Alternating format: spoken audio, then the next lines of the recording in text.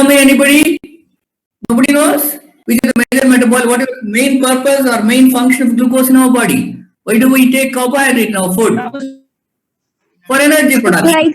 Glycolysis. How energy is produced by which pathways? Like So glycolysis. yes. So then surplus glucose is stored as glycogen and fatty acid. So these are the major metabolic pathways. Then what are the minor alternate pathways? One is the HMP shunt pathway. Second is the uronic acid pathway, isn't it? So uronic acid pathway is the minor alternative pathway. What are the functions of uronic acid pathway?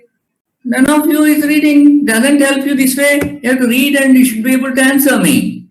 Only when it serves the purpose. Otherwise, if you can't hear it like Puranam and go away, nothing will be of use. Must read regularly. So, uronic acid main function is conjugation. UDP glucuronic acid is a conjugating reagent. So it conjugates bilirubin, conjugates drugs like morphine, salicylic acid, and it is also necessary for mucopolysaccharide synthesis. So many drugs are detoxified by UDP glucuronic acid.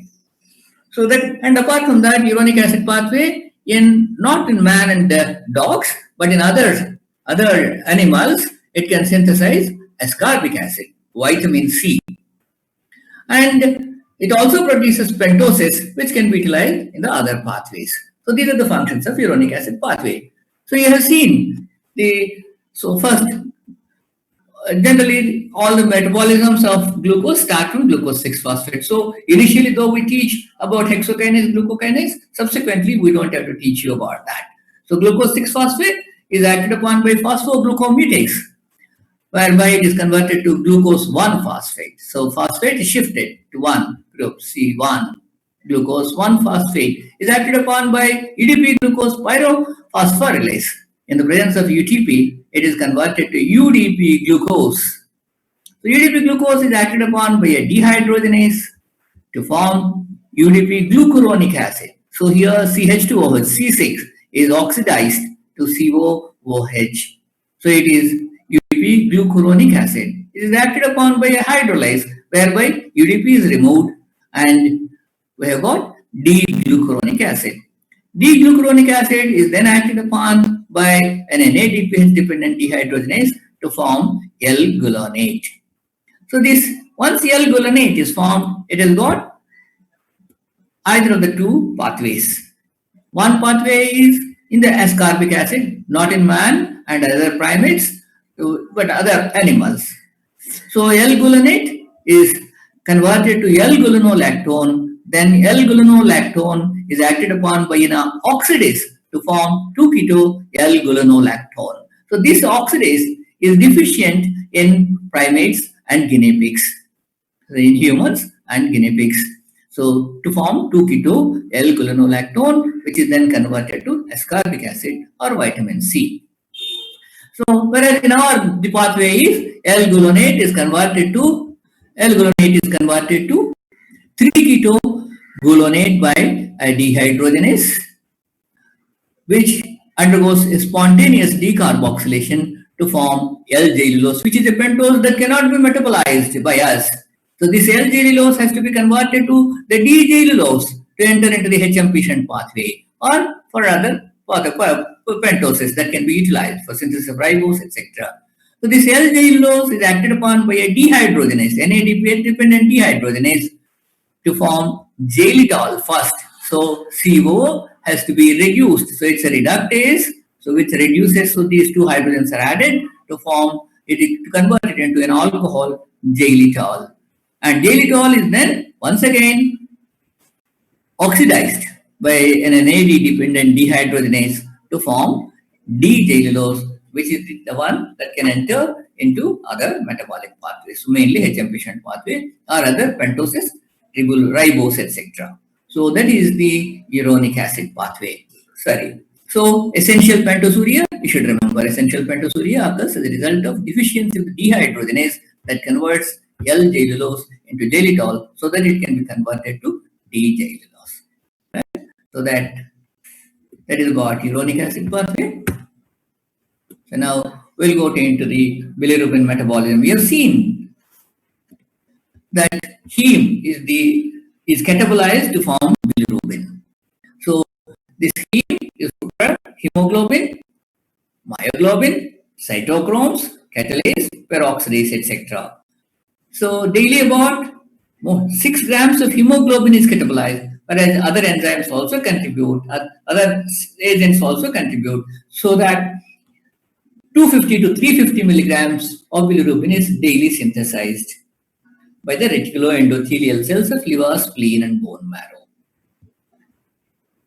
Each gram of hemoglobin produces about 35 milligrams of bilirubin. So 6 into 35 becomes about 215. The rest is contributed by the other substances. So this in the reticuloendothelial cells of liver, spleen, and bone marrow, heme is acted upon by heme oxygenase to form biliverdin. So here it is an NADPH dependent mixed function oxidase. So it utilizes oxygen, NADPH plus H. So one oxygen atom is incorporated to form water, the other oxygen atom is incorporated into the substrate to bring about hydroxylation. So it is first hydroxylated and then oxidative scission occurs. So this is removed. This oxide is removed as carbon monoxide. This carbon and oxygen removed is carbon monoxide. The ring is opened out. So here it is broken down to form a straight chain. So biliverdin is formed. So this biliverdin is, so it is heme oxygenase. It is a two-step reaction. So in one step it brings about hydroxylation. In another next step it brings about removal of carbon monoxide incorporating oxygen. So this biliverdin is then acted upon by biliverdin reductase to form bilirubin. See, it is here that reduction takes place. So only just reduction is the difference between biliverdin and bilirubin. So biliverdin reductase converts it into bilirubin. So here 2 H are there. So now once bilirubin is formed, so bilirubin is formed where? In the reticuloendothelial cells of liver, spleen, and bone marrow. Now further metabolism in the hepatocytes. So it has to be brought to the hepatocyte, liver cell. So in the liver parenchymatous cell. So it has to be transported through the blood, bound to albumin. So as such, it's a non-polar substance. That's why it cannot be transported through the blood as such. So it is loosely bound to albumin. And this binding to the albumin can be competed by certain drugs also. So once this bilirubin entry into the liver cell is facilitated by means, it's a facilitated transport. So ATP is not required, but proteins are necessary. That is ligandin and protein Y are the reagents. Ligandin and protein Y help to solubilize it so that it can be transported to the blood partly and prevent its efflux back into the bloodstream. So that's how this ligandin and protein Y facilitate the entry of bilirubin into the liver cell, parenchymatous cell from the reticuloendothelial cells.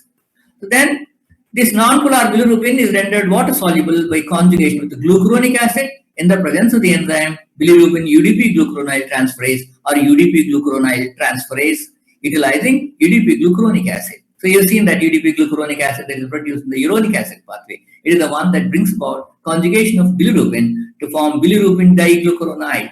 So those two propionate residues, what are the two propionate residues? Such 6 and 7 sites of the heme. So they're conjugated to form bilirubin diglucuronide. And when bilirubin concentration is quite high, it may be predominantly in the form of bilirubin monoglucuronide. Adequate time may not be available for diglucuronide to be formed. So monoglucuronide itself is sent into the bloodstream or into the subsequent into the bile and then into the intestine. So bilirubin UDP glucuronide transferase activity can be induced by drugs like phenobarbital. The conjugated bilirubin is then now it can pass through into the blood easily or into the aqueous medium easily. But then it is secreted into the bile. So in the liver cell, bile duct, bile biliary canaliculi are there. So it is secreted into the bile. This is an active transport mechanism. So active transport mechanism requires ATP and transport proteins. So here the protein involved is multi-drug resistance like protein 2, also called as multi-specific organic anion transport located in the bile canalicular membrane. So it is a member of the family of ATP binding cassette transporters, which you will be learning in cholesterol metabolism more. So utilizing ATP, the facility, it is transported. So this is the rate limiting step of hepatic bilirubin metabolism. This transport is also induced by phenobarbital.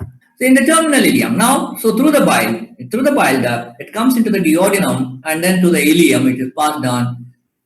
In the terminal ileum and large intestine, the glucuronides are removed. So deconjugation occurs by specific bacterial enzymes and the pigment is reduced by fecal flora to urobilinogen. So bilirubin, conjugated bilirubin, deconjugated, and this bilirubin, free bilirubin, is converted to urobilinogen by these enzymes of the fecal flora. So it's a series of steps of reduction. So about which you don't have to learn, you can just remember that your bilirubin is converted to urobilinogen, which is reabsorbed and re-excreted by normal liver. So normal functioning liver should be there to form this enterohepatic urobilinogen cycle.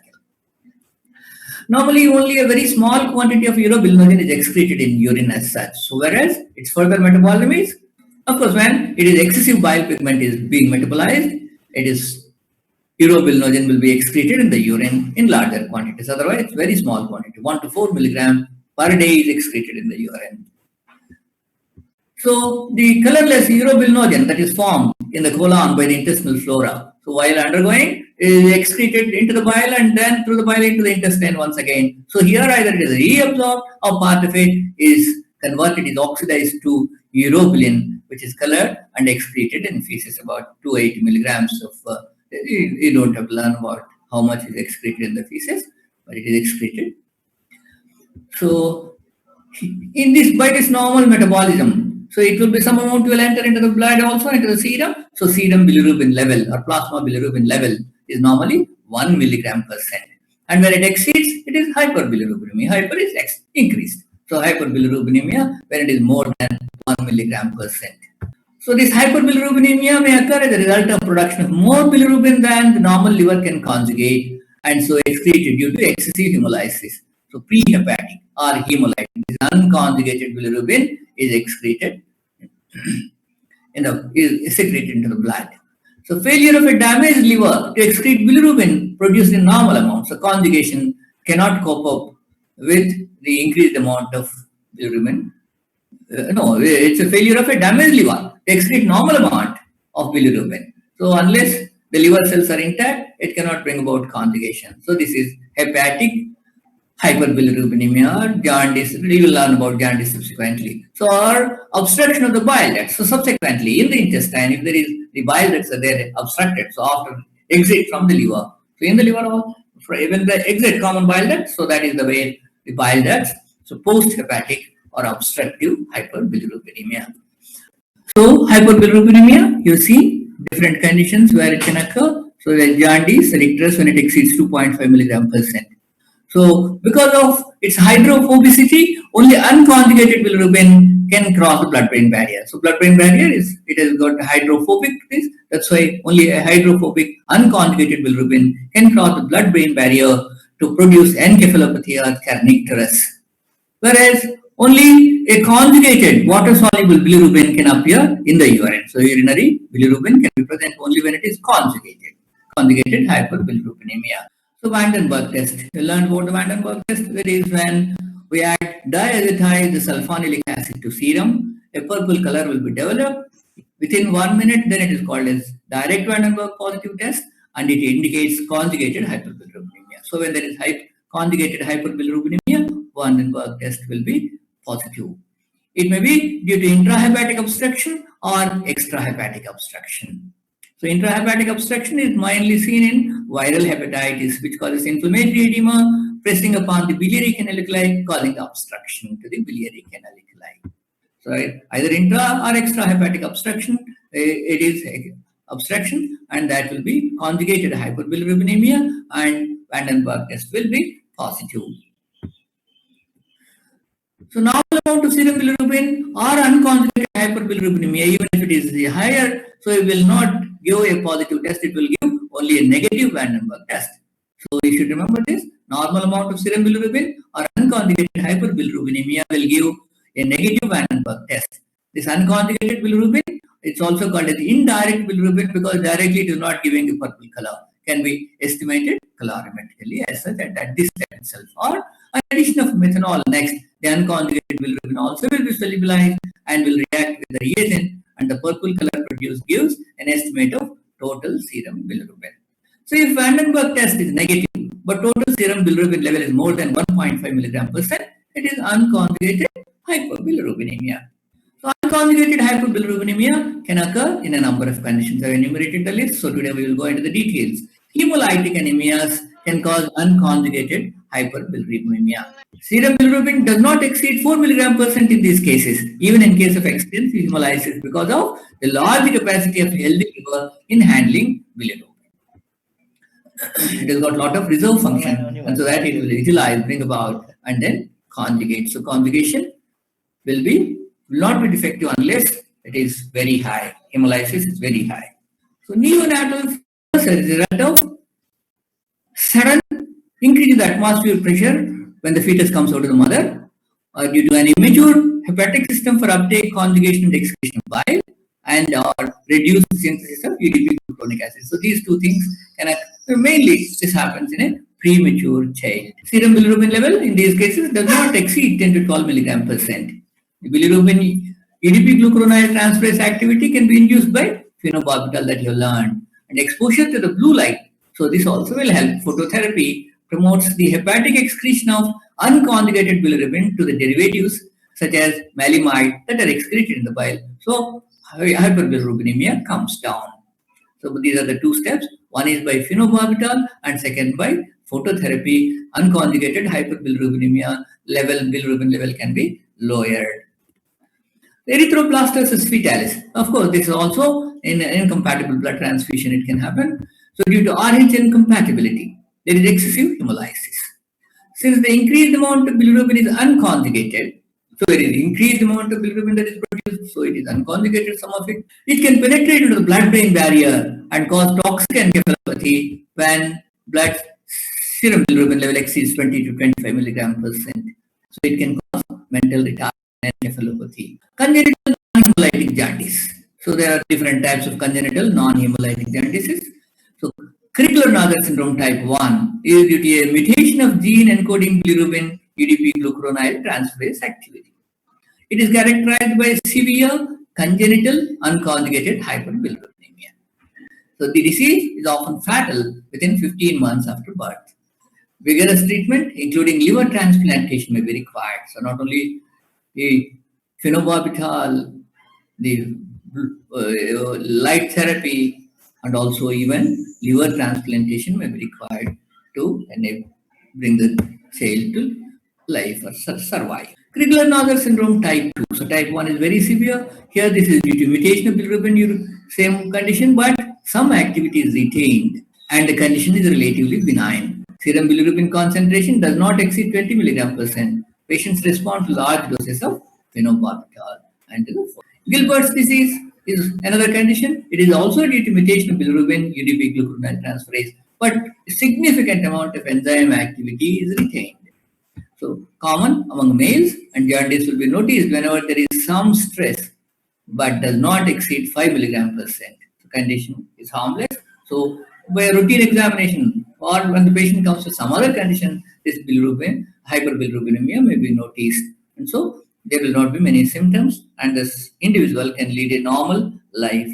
Toxic hyperbilirubinemia. So unconjugated hyperbilirubinemia can also result from toxin-induced liver dysfunction caused by either viral hepatitis, drugs like copper tetrachloride, or paracetamol. In viral hepatitis, there is elevation of serum bilirubin not only because of unconjugated hyperbilirubinemia due to liver cell damage, but also due to impaired secretion of conjugated bilirubin through biliary canaliculi due to inflammatory edema pressing upon the biliary canaliculi, causing intrahepatic obstruction. So, in viral hepatitis, both will be there. Conjugated hyperbilirubinemias commonly occurs because of obstruction to the bile ducts due to gallstones or cancer of the head of the pancreas. So, conjugated hyperbilirubinemia is caused due to obstruction to the bile ducts. So, due to gallstones or cancer of the head of the pancreas.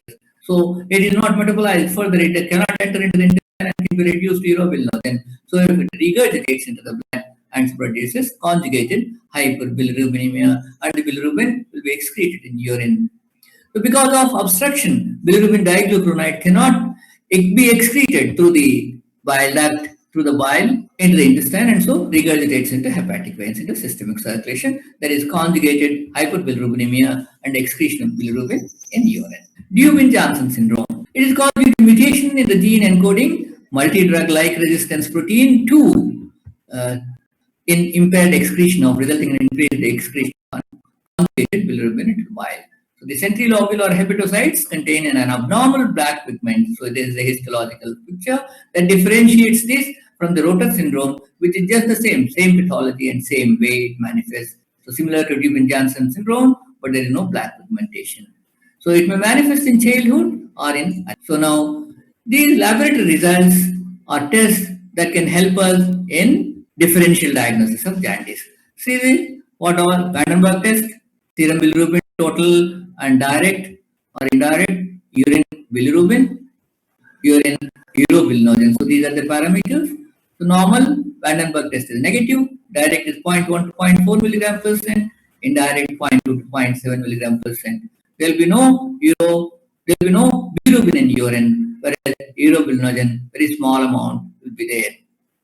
So 1 to 4 milligrams. So it is given as 0.4, no, up to 4 milligrams. Hemolytic jaundice. So now coming to the different, these are the three types of jaundice: hemolytic, hepatic, and obstructive jaundice. In the hemolytic jaundice, it is unconjugated hyperbilirubinemia, so Vandenberg test will be negative. Whereas in the hepatic jaundice, it will be positive. Whereas in obstructive jaundice also it will be positive. Here it is because of the intracanalicular biliary obstruction, whereas this is for due to the biliary obstruction. 1 minute से आ जाएगा, time out हो रहा है, बैठो 2 minute बैठो, out हो जाएगा, 35 हो रहा है ना. So coming to the serum bilirubin. So what type of serum bilirubin will be in hemolytic? It is indirect bilirubin that will be increased. Whereas in hepatic, particularly in infective hepatitis, both direct and indirect will be increased. In obstructive, direct will be increased. Urine bilirubin, when conjugated hyperbilirubinemia, it will be present in these both conditions, whereas it will not be present in hemolytic jaundice, unconjugated hyperbilirubinemia. Whereas urine urobilinogen, it will be increased here because more amount of bilirubin is being metabolized and it is converted to urobilinogen. Whereas in hepatic and obstructive, it is only normal amount, either normal or decreased because the intrahepatic biliary canalicular obstruction, or when the bile duct obstruction is there, particularly when the total obstruction is there, it will be absent or partially it will be reduced. So from this, what do you see? The picture in hepatic and obstructive jaundice is same, and these tests, that is Vandenberg test, serum bilirubin, urine bilirubin, or urine urobilinogen, will not be able to help us in distinguishing the intrahepatic and extrahepatic obstructive jaundice. That is hepatic, hepatocellular, and obstructive jaundice. Whereas hemolytic jaundice can be distinguished because of the Vandenberg negative. So from the above, it is clear that the above laboratory tests are not sufficient to distinguish hepatic jaundice from obstructive jaundice, whereas hemolytic from these two conditions can be separated. So a group of tests have been depletion of urobilinogen is also intact cell is necessary for that you have learned. Carbohydrate metabolism. Following a carbohydrate meal, glucose is discharged into the blood from portal circulation by the liver to be supplied to different tissues. It stores surplus glucose during absorption as glycogen and fatty acids or fat. It brings about glycogenolysis in the post-absorptive period and releases glucose into the blood to maintain blood glucose and to supply to the tissues. So this, you're very familiar with this. It is the liver which brings about gluconeogenesis from the lactate and glucosinic amino acids released by the muscle during starvation from proteolysis and glycerol from lipolysis in adipose tissue to maintain blood glucose when glycogen stores dwindle. It can cause interconversion of glucose and other monosaccharides. Fat metabolism. So liver facilitates the digestion and absorption of lipids by the production of bile, which contains cholesterol, phospholipids, and bile salts. So they have to be the correct ratio of this cholesterol, phospholipid, and bile salts is necessary for solubilization of lipids, and that is what the liver does. So it also synthesizes and oxidizes fatty acids, and also synthesizes triacylglycerol and phospholipids. It synthesizes ketone bodies from fatty acids. It participates in the synthesis and metabolism of plasma lipoproteins. And also another important function which I have not written here, it brings about esterification of cholesterol, which only helps its further metabolism. So protein metabolism. Liver produces plasma proteins, albumin, alpha and beta globulins, blood clotting factors 1, 2, 5, 7, 9, and 10, and several acute phase proteins, including C-reactive protein. So prothrombin is also produced by this. Detoxification. Several toxins and drugs are mainly detoxified by the liver. So you'll see in the mixed function oxidases, the cytochrome P450 enzyme system of hepatocyte is mainly concerned with the detoxification of several drugs and hormones. Disposal of bilirubin is already discussed how it is detoxified rather by using UDP glucuronic acid. Ammonia produced from the amino acid catabolism is detoxified by liver as urea. So these are all the detoxificating functions. So some acids, say benzoic acid, is conjugated with hepatic glycine to form hippuric acid or benzoyl glycine, which is excreted. So many drugs like that are conjugated and excreted. So now coming to the liver function tests. So based upon the, I'll give you a few important tests that are very essential. Jaundice. Oh, time पे था extend हो गया फिर अब relax हो सकते हैं. Liver function test. Jaundice is a characteristic feature of liver disease. The role of serum total bilirubin, direct bilirubin, urine bilirubin, and urinary urobilinogen in diagnosis of unconjugated and conjugated hyperbilirubinemia was discussed, and it pointed out that these tests alone are insufficient in differential diagnosis of hepatic and obstructive jaundice. So the following tests will be useful in the differential diagnosis. Enzymes. So the transaminases, that is glutamate, oxalose, serum glutamate, oxalose transaminase, and serum glutamate pyruvate transaminases, alkaline phosphatase, and gamma glutamate transpeptidase estimations are sufficient. So these transaminases are found in many tissues. Hello, can you hear me? So transaminases are found in many tissues, including liver. When the cells are damaged, the enzymes are released into the blood, increasing the serum concentrations. Alanine transaminase or glutamate pyruvate transaminase and aspartate transaminase or glutamate oxaloacetate transaminases, I already told the names.